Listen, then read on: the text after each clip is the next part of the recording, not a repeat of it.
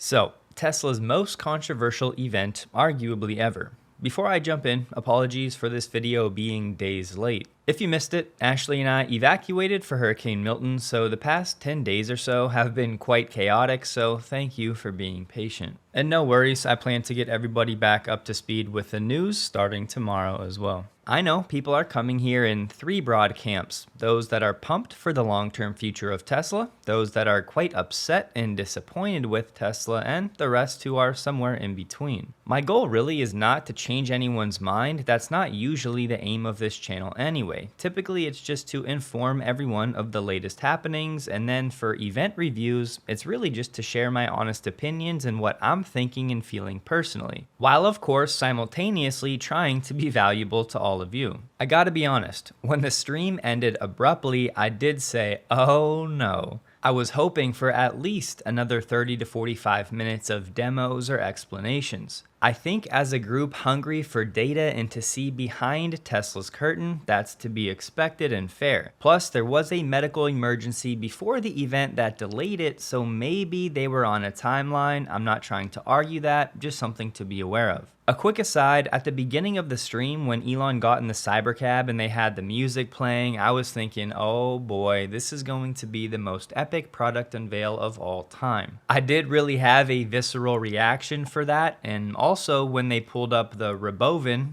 LOL Elon, but more on that later. To everybody saying that we learned nothing new from this event, if that's truly the case, then why didn't you guys tell us that Tesla was launching unsupervised FSD in California and Texas next year with all Tesla vehicles in production? This has been a critical question that people like Gary Black have been posing for a long time. Now, in fairness, a theme you'll hear throughout this video is questions. We all have so many questions. It would have been great to learn in what cities. Anything about how the app will work. Will it be Tesla owners deploying their cars or Tesla deploying cars directly? Both? Any progress on insurance for fleet owners? I think you get the idea. I mean, Elon only spoke for 19 minutes and 14 seconds. For how much time Tesla spent on the event and all of the work leading up to it, I certainly think the presentation should have been at least twice as long. But the market will likely start pricing in Tesla's new line of business when the announcements are made about a firm timeline and in what cities. But given the lack of clarity here, it feels like Tesla is guessing and banking on actually solving for unsupervised next year, which is of course possible, but definitely not a guarantee. An update on the regulatory environment would have been appreciated. If Tesla expects to get approval in Texas and California, what's the expectation for the speed of rollout after that? These questions are the reasons Wall Street and many others are so disappointed in the event. The lack of detail and concrete plans only helps those looking to buy Tesla shares at a discount. Another question, will Tesla need a remote control center for its robotaxis? You know, someone to control the vehicles if and when something goes wrong. Beyond some of these questions though, Lars did confirm that FSD with hardware 3 will be robotaxi ready. I feel like people are going to gloss over this, but it's a big deal. There are millions of cars with hardware 3, so if Tesla can pull this off, that's just that many more vehicles that could immediately become a robotaxi, which will benefit the owners and Tesla. I'm sure many are quite skeptical of this claim. I understand that given the quantized FSD model Tesla already had to roll out initially to hardware 3, but to hear Lars continue to reaffirm this is certainly bullish in that Tesla is confident and is still planning to make this a reality.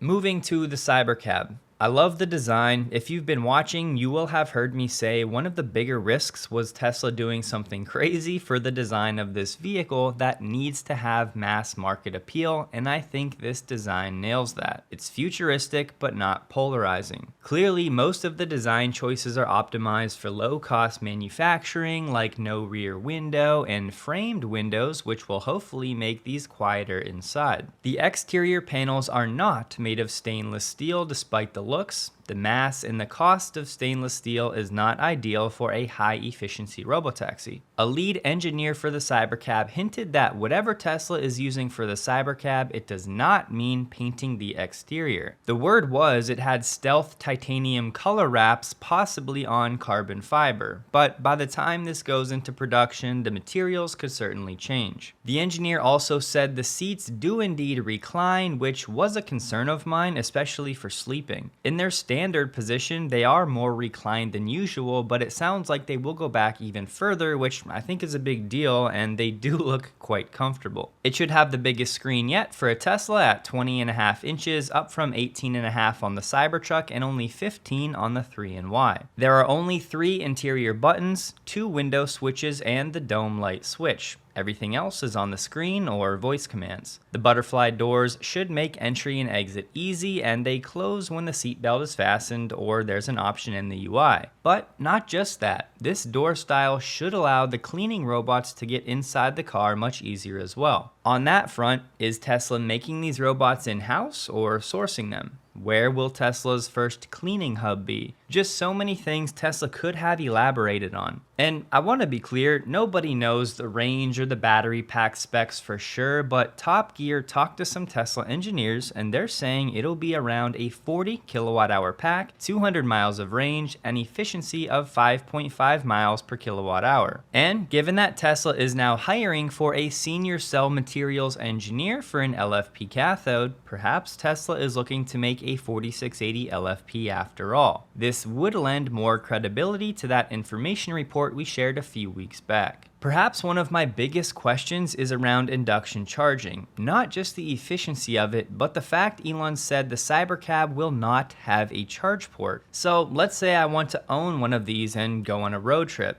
I'm not going to be able to supercharge it? How is Tesla going to roll out induction charging infrastructure? What's the plan here? In the presentation, they showed a 19 kilowatt charging speed, but this tells us nothing about a charging curve or peak speeds. I'm assuming that an induction charging hub may be cheaper to build than a regular supercharger site, given there's less cabling and materials required. But sadly, Tesla did nothing to calm my concerns about this vehicle not having a port to allow it to supercharge. On the design, the cab is separated from the trunk area, which unlocks more HVAC efficiency, not having to cool or heat the trunk space as well. Mars did mention that the driverless Teslas were running FSD 13 at the event, but I would not classify that as official. The word was some engineers were quite optimistic about FSD version 13, but we know every release is hyped, so we'll see. I've seen a lot of people saying Tesla will just put a wheel and pedals on this Cybercab and make it the more affordable Tesla, but both Franz and Lars have said Tesla has no plans to do this. Publicly, Tesla's stance is still that it will launch a more affordable vehicle sometime next year, but I think there's at least a non-0% chance they do scrap it if FSD progresses well over the next 6 months. If the cost of the Cybercab is under $30,000, as Elon said, that has to include the cost of FSD as well, because a car without wheels and pedals, without the FSD package, is rather useless. The Cybercab does have a front bumper camera, and I really hope the new Model Y has one as well for front-end parking, although honestly, I'm not optimistic about it.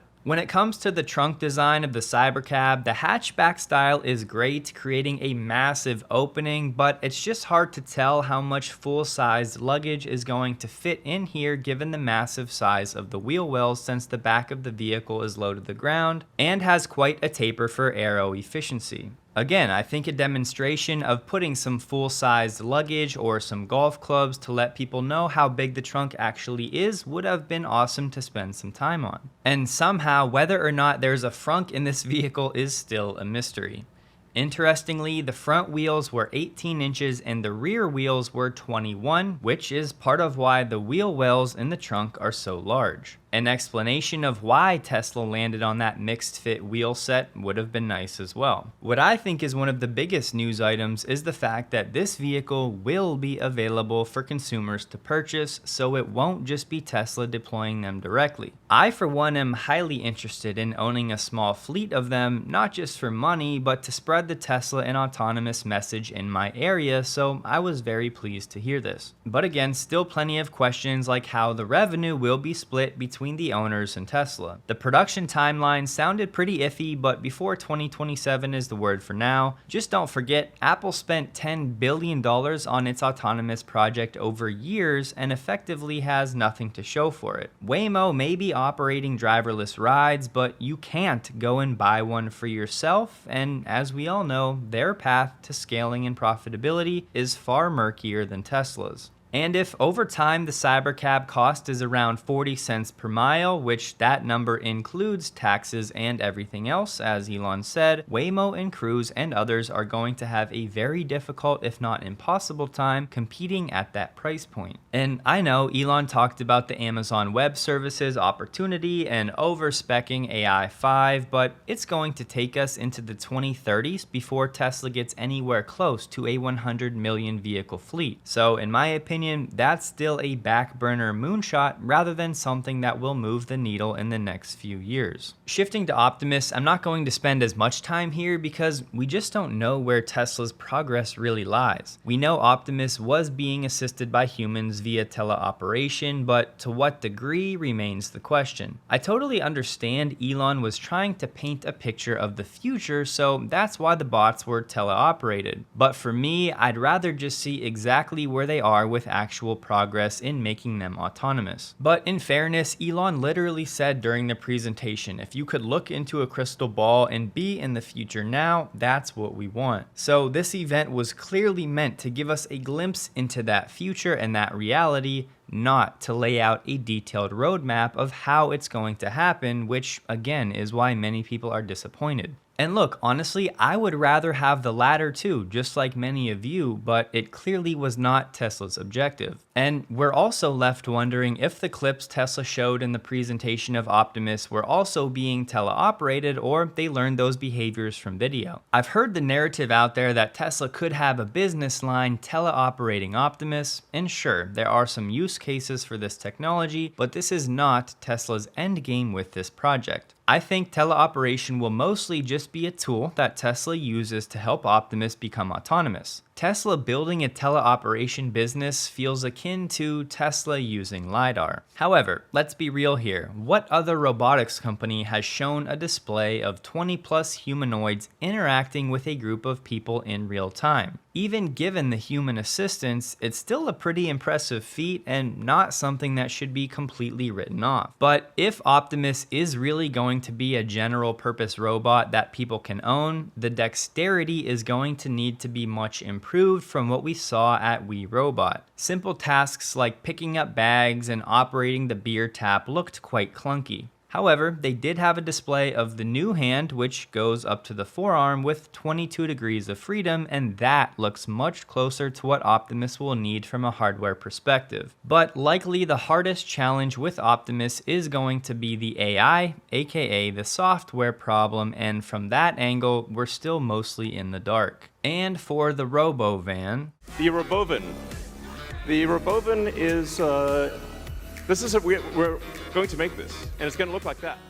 Now, Franz said Elon's pronunciation was a joke, but I happen to like it, so I may stick with it. Given that no timeline was given for this vehicle, this feels like a project for the end of this decade. My initial thought is, why is the ground clearance so low? Granted, I have flooding on my mind after Hurricane Milton, but a lot of folks are saying how this will disrupt the van and RV life. On that point, I'm not so sure. I can't really see this thing off-roading to get to scenic locations. Plus, we have no idea what type of configurations will be available. Elon did say it can seat up to 20, but if you add 2 more seats, I'm not sure how the riders would get into the second rows. Of course, there could be different seat types, or that could be including standing room. Again, we just don't know. But in an interview with the Kilowatts, Franz said it seats 14, and if you need to transport more people, you can just hire another one. On this build, there were not any seat belts. Franz did mention how the RoboVan was designed to carry not just groups of people like wedding parties or going to games with friends, but also moving packages and goods, which opens up a lot of possibilities. And on that point, some people were saying the Cybercab could be used for food delivery because there was this coffee cup on the app in the presentation. But if the Cybercab goes to the Starbucks drive-thru, how will they get the coffee into the cup holder? Someone, of course, would need to walk it outside and put it in the car, which would be a great opportunity for Tesla to partner with some food chains. So hopefully more on that in the future. And back to the RoboVan, how about the school bus of the future?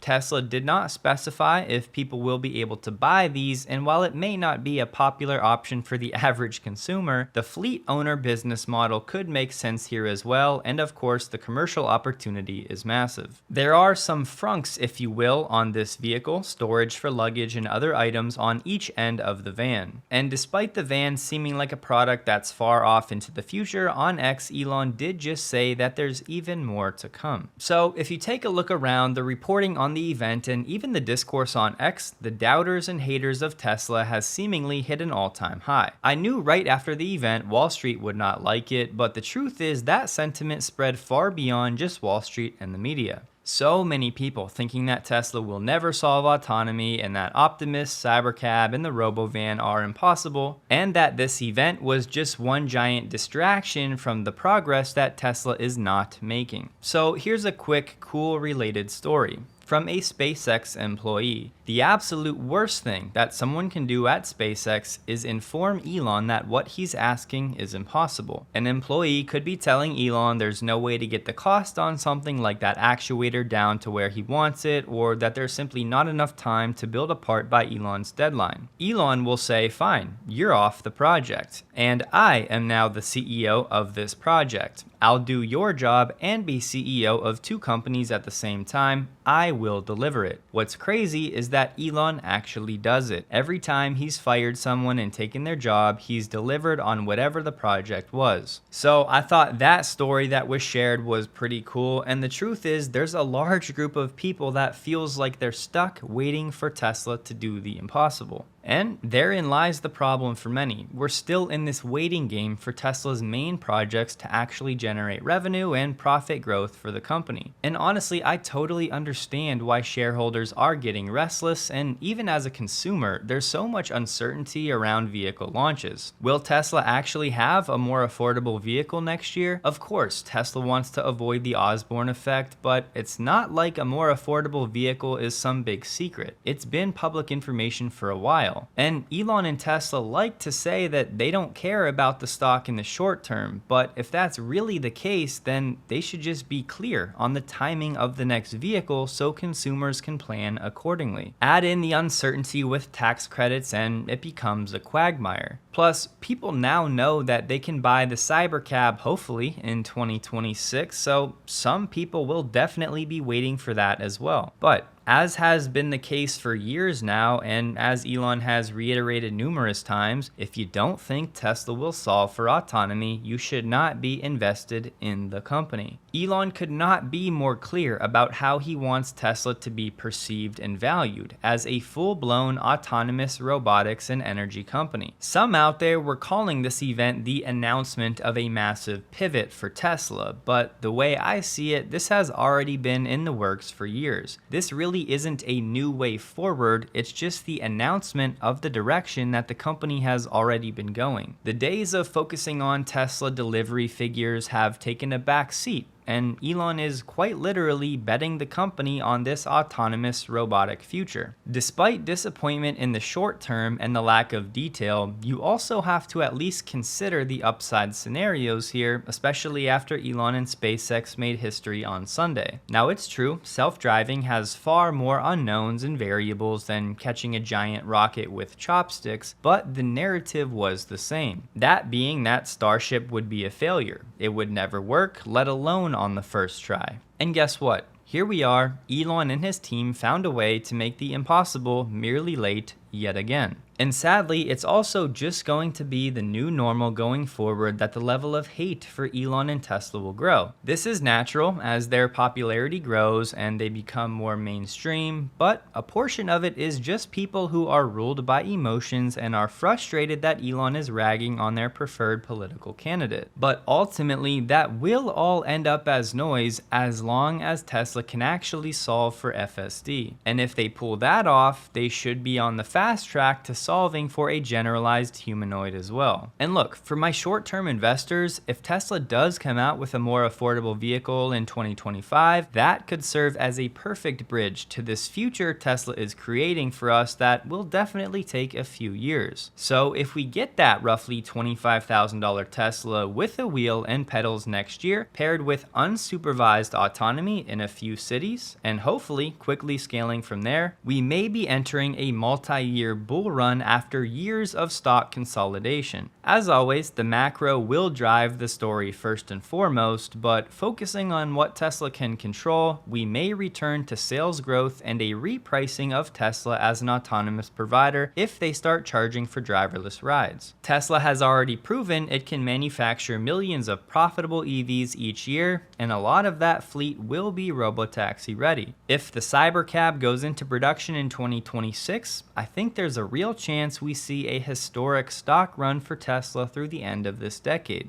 And investments aside, this plan will totally revolutionize transport and change the look of the roads. As I said on X, I'm really not sure how anyone can actively root against this future. The ways in which that future will make life better for everyone are numerous. So personally, I think there's a lot to be excited about in the near term, being the next 12 months, with the semi, energy, a more affordable vehicle, unsupervised FSD, Project Juniper, maybe the Roadster. And when you factor in the upside of the longer term, 5 to 10 years, with what we saw at WeRobot, I'd still be hard pressed to find a company that has the ceiling that Tesla does. Is it risky? You betcha. But this is just who Elon is and always will be. A guy who pushes the limits, is doubted the entire way, but finds a way to do things that no one thought possible. And for what it's worth, I just happen to still be in the camp that believes that trend will continue. And as I've said since day one of this channel, patience will be required. And look, as much as I'm eager for more detail and more information, it's a fact. Tesla has told us the competition watches their events frame by frame. So Tesla does have to be careful about what they share publicly. And with everything riding on the product shown at WeRobot, we have to at least acknowledge Tesla wanting to keep the secret sauce secret. Which means, yes, we have to trust that they can pull this off, but they've given us a proven track record of execution. And I'll leave you guys with this from Jensen from NVIDIA on Elon recently, just for confirmation, as it'll carry more weight coming from Jensen than coming from me. Elon does things that have never been done before. But first, and I promise, very briefly, a lot of you know Ashley and I spent last week in a hotel. Couldn't really cook our own food, and it really was an ideal situation to have some AG1 in your bag of nutritional tricks. It's a quick and easy way to get 75 vitamins, minerals, and probiotics every day, no matter what's going on with your diet or your life at the time. And real talk, it's just been a part of my life now for years, and mentally and physically, I just prefer how I am with it more than I am without it. So with that, if you'd like to support the channel and your health, you can get 5 travel packs and a 1-year supply of vitamin D3 K2 for free using my link in the description below, or you can use the QR code right on the screen. It's drinkag1.com/electrified. Enjoy. The first of all, acknowledgement of achievement where it's deserved. From the moment of concept to a data center that's ready for NVIDIA to have our gear there, to the moment that we powered it on, had it all hooked up, and it did its first training. Yeah. Okay. Correct. So that first part, just building a massive factory, liquid cooled, energized, permitted, in the short time that was done. I mean, that is like superhuman. Right. Yeah, there's and as far as I know, there's only one person in the world who could do that. Right. You know, I mean, Elon is singular in this understanding of engineering and construction and large systems and marshaling resources. Incredible. Yeah, it's unbelievable.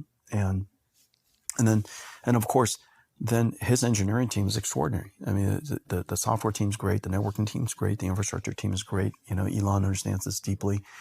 And from the moment that we decided to go, the planning with our engineering team, our networking team, our infrastructure computing team, the software team, all of the preparation in advance, then all of the infrastructure, all of the logistics and the amount of technology and equipment that came in on that day, NVIDIA's infrastructure and computing infrastructure and all that technology, to training, 19 days. You know what? You don't want. Did anybody sleep? 24/7. No question. Then nobody slept. But first of all,